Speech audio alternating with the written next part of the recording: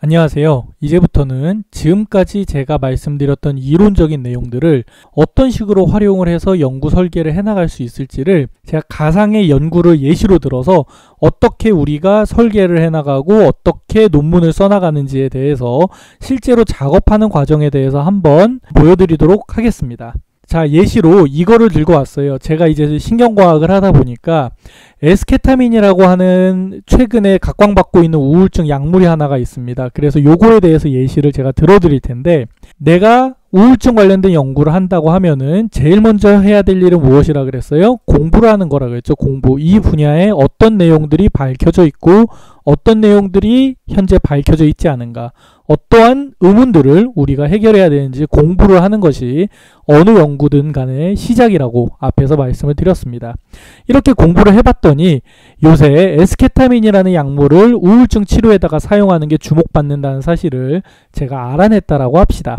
그랬을 때 왜 이 에스케타민이 주목을 받는지에 대해서 제가 공부를 해본 거죠. 그랬더니 어떤 내용이 있느냐, 최근에 새로운 계열의 항우울제가 수십 년 동안 거의 개발되지 않고 있던 상황에서 최근 요 에스케타민이라는 약이, 원래 케타민 자체가 우리가 마취제 같은 걸로 사용하는 약인데, 이 약을 코로 넣었더니 사람에서 우울증이 좋아지는 항우울 효과를 보였다라는 게 밝혀져서 현재 임상에서 사용이 되고 있다고 하고요. 동물에서는 코로 넣는 연구도 있고 다른 경로로 넣는 연구도 있기는 한데, 좌우간 동물에서도 요 에스케타민이라는 약을 투여를 하면은 동물들이 항우울 효과를 보여서 우울증 개선 효과가 있다라는 사실이 밝혀져 있다라고 되어 있습니다. 요 정도의 연구 배경을 가지고서 나는 어떻게 연구 설계를 할 것인가를 고민을 해볼 수 있죠. 예를 들어서 이 에스케타민이란 약물이 이미 사람에서 사용되고 있으니까 요거가 다른 경로로 투여가 될 수 있을지, 혹은 다른 약물이 사용될 수 있을지, 혹은 사람에서 효과가 있는 기전은 무엇인지, 이런 식으로 다양한 변용을 해볼 수가 있을 겁니다. 그랬을 때 저는 뒷부분 설명의 편의를 위해서 아주 간단한 예시로 하나 들어드릴 텐데, 저는 투여 경로를 변경해서 가설을 도출해내기로 했습니다. 기존에는 코로 투여를 하고 있죠. 그런데 사람에서 신경계에 작용하는 약물을 투여하는 방식이 다양하게 있는데, 저는 이 중에서 이 척수 강내로, 사람에서는 이렇게 위에 뇌가 있고 아래로 척수가 있는데 요 주위에 뇌척수액이라고 하는 용액이 꽉 차 있습니다. 그래서 이 두개골 주위에 있는 뇌척수액으로 직접 약을 넣기는 힘든데, 허리에 주사를 하면은 요 뇌척수액이라는 액체에다가 우리가 약을 직접 넣을 수가 있는데, 여기로 만약에 에스케타민을 넣으면 요게 기어기어 올라가서 뇌로 가겠죠. 그렇게 해서 요 약물이 바로 뇌에 작용하도록 하면은 과연 효과가 있을 것인가 같은 게 궁금해졌다라고 합시다. 그래서 찾아보니까 요렇게 척수강내 투여한 논문이 없더라고요. 그래서 나는 투여 경로를 변경하여서 노벨티, 새로운 점을 만들어내는 가설을 도출해서 요걸 연구해 보기로 결정을 해보았습니다. 그래서 요걸 가지고 제가 가상의 예시를 설명드리도록 할게요. 제가 이제 요쪽 분야로 이 투여 경로를 바꾸는 연구를 해보는 게 처음이기 때문에 기존 경로를 척수강내로 바꿔서 투여를 해볼 거고, 처음부터 사람을 대상으로 임상시험을 하기는 어렵기 때문에 처음에는 동물 중에서 제일 만만한 생쥐, 마우스를 가지고서 과연 생쥐에서 척수강내로 에스케타민을 투여하면은 우울증이 좋아지는 효과를 보이는지를 연구를 해보기로 했습니다. 그렇다면 제일 먼저 해야 될 일은 뭐냐면은, 연구에서 앞에 말씀드렸다시피 모방은 창조의 어머니죠. 남들이 어떻게 연구를 했는지를 찾아봐서 나는 어떻게 연구 설계를 하는 것이 좋은 연구 설계, 혹은 남들이 인정할 만한 연구 설계를 얻을 수 있을지 알아보기 위해서 최근 논문을 검색을 해야 되는데, 제가 말씀드린 대로 구글 학술 검색에다가 최신 논문 중에서 리뷰 논문으로 요 우울증이랑 에스케타민 관련돼서 어떤 연구가 있는지를 검색을 해봤고, 제가 하려고 하는 실험은 동물, 그 중에서도 생쥐를 대상으로 한 실험이죠. 그래서 제가 학술지 하나를 잡아가지고 요거 중에서 생쥐, 로덴트, 설치류니까 마우스랑 생쥐랑 쥐를 다 대상으로 한 리뷰 논문이 마침 있어서 제가 요거를 공부를 해보기로 했다고 칩시다. 그래서 생쥐에서 케타민이 우울증 관련돼서 어떤 연구가 됐는지를 이렇게 표를 이용해서 잘 요약해 놓은 논문을 찾았다고 칩시다. 이렇게 표로 잘 요약될 정도로 좋은 논문을 찾는 일은 쉽지 않을 수 있으나 이 정도까지는 아니더라도 충분히 최근 연구 결과들을 모아놓은 리뷰 논문은 계속 업데이트가 돼서 나오기 때문에 어렵지 않게 찾을 수 있을 겁니다. 이렇게 저널을 찾아서 제가 보니까 기존의 마우스와 렛, 생쥐와 쥐죠. 요걸 대상으로 실험을 한 거가 이만큼이나 많이 있었고, 다양한 종류의 종의 쥐들을 사용을 하고, 동물의 성별은 주로 수컷 쥐들을 많이 사용을 했다고 하고요.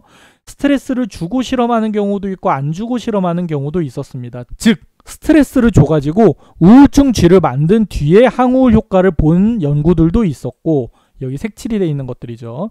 이렇게 색칠 안 돼 있는 것들 같은 경우는 전혀 스트레스를 주지 않고, 즉 우울해질 상황을 안 만든 쥐에서도 항우울 효과를 보이는지를 검증을 한 설계 방식이 두 가지 다 많이 쓰인다는 것을 저희가 확인을 할 수가 있었습니다. 그럼 저는 어느 걸 택해도 상관이 없겠죠, 크게. 자, 그래서 앞에서 본 리뷰 논문을 요약을 해봤더니 에스케타민을 이용해서 동물에서 실험을 하는 결과들을 봤더니 사람에서는 코로 투여한 것들을 많이 사용을 했지만 동물을 사용한 실험에서는 재밌게도 복강 내 주사, IP 인젝션, 배에 있는 복강내에다가 투여를 해도 요게 소화관으로 흡수가 돼가지고 결국 온몸으로 퍼지거든요. 요런 방식의 약물 투여를 이용한 실험을 지금까지 많이 해왔다는 사실을 알 수가 있었습니다. 따라서 동물을 사용한 실험에서는 제가 하고자 하는 게 투여 경로를 척수강내 투여로 바꿔가지고 이거의 효용성을 보자고 한 거니까 저는 실험의 편의를 위해서 기존의 동물에서 많이 사용되던 복강내 주사랑 척수강내 투여를 비교하는 실험 설계로 잡기로 했고, 제가 요번에 보고자 하는 독립변수는 투여 경로죠. 그럼 나머지 내용들은, 나머지 독립변수들은 최대한 바뀌지 않아야 연구 결과 해석을 할 때 편할 겁니다. 투여 경로에 의한 효과만을 제가 검증을 할 수가 있기 때문에. 그래서 나머지 변수들에 대해서는 기존 논문들을 찾아보고서 최대한 많이 차용을 해올 겁니다. 기존에 많이 사용된 동물 중에서 생쥐 중에서는 가장 많이 사용된 C57 블랙시스 마우스를 사용을 하기로 했고, 용량도 다양하게 사용이 되는데 3, 5, 10, 30 정도가 많이 사용이 되는 것 같아서 이 중에서 선택을 할 거고요. 효과 판정을 하루 뒤, 이틀 뒤, 일주일 뒤, 한 달 뒤에 하는 경우가 많았었고, 스트레스는 주기도 하고 안 주기도 하고, 우울증 행동평가로는 강제 수영 시험, 포스트 스임 테스트를 주로 사용한다는 걸 알게 됐습니다. 이런 강제 수영 검사, 포스트 스임 테스트는 뭐냐면은 이렇게 그림처럼 생쥐를 물에다가 빠뜨리는 거예요. 물에다가 빠뜨리면은 물에 빠져서 죽지 않기 위해서 생쥐가 발버둥을 치는데, 보통의 생쥐는 어느 정도 발버둥을 치는 시간이 정해져 있습니다. 그런데 우울한 생쥐들 같은 경우는 이런 절망적인 상황에서 희망을 못 느끼기 때문에 빨리 포기하고 이렇게 움직이지 않고 죽음을 기다리는, 동동동 떠 있는 상태로 빨리 변화하게 돼요.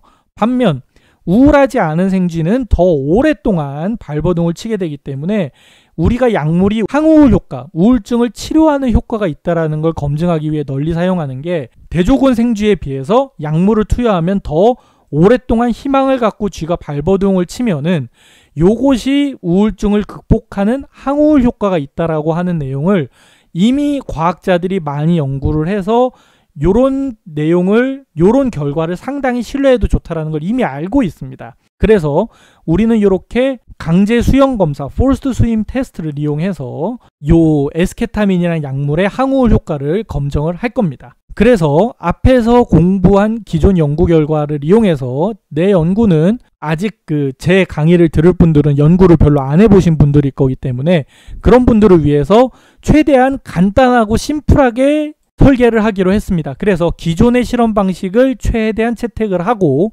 제가 요번에 독립변수, 주요 독립변수로 선정을 한 투여 경로만 변경한 실험 설계, 그 중에서도 실제로 실험을 수행하기에 가장 간단한 방식인 기존에 많이 사용한 생쥐로 투여 용량만 그대로 놓고, 효과 판정은 아까는 하루, 이틀, 일주일 뒤, 한 달 뒤가 있었는데 실험의 편의를 위해서 가장 적게 걸리는 24시간 뒤에 효과 판정하는 걸 가지고 채택을 하기로 했고, 스트레스도 안 주는 쪽이 편하죠. 스트레스를 주면 우울증 모델을 만들어야 되니까.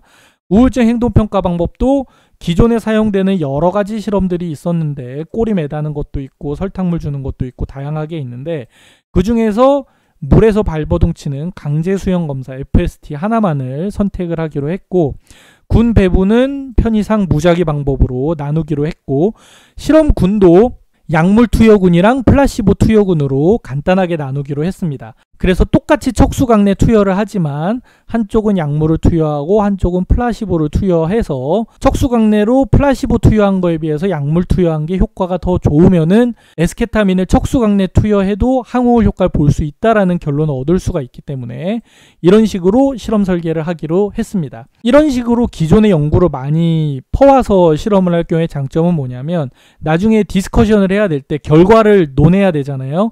효과가 있다, 효과가 없다를 논할 때 기존 연구의 결과와 대부분의 변수들이 일치하기 때문에 이 부분에 대한 고려를 덜 해도 된다라는 장점이 있게 됩니다.